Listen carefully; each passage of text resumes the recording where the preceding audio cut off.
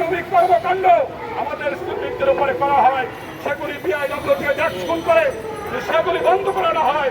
আমরা ভারতের থেকে বন্ধ না নেওয়া আমরা সম্পূর্ণভাবে আমরা বন্ধ ঘোষণা করতে পারি।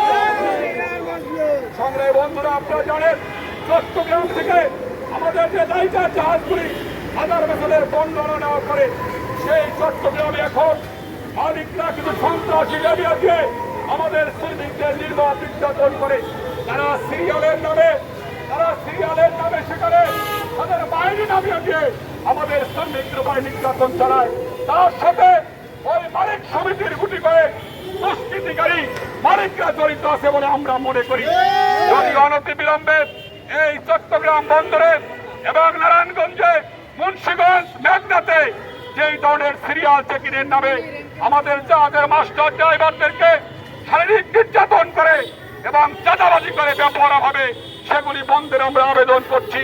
যদি বন্ধ করানো হয়, আমাদের কেন্দ্রীয় কমিটির পক্ষ থেকে আমরা সারা দেশের শ্রমিকদেরকে বলতে চাই, আপনারা সংগঠিত থাকবেন।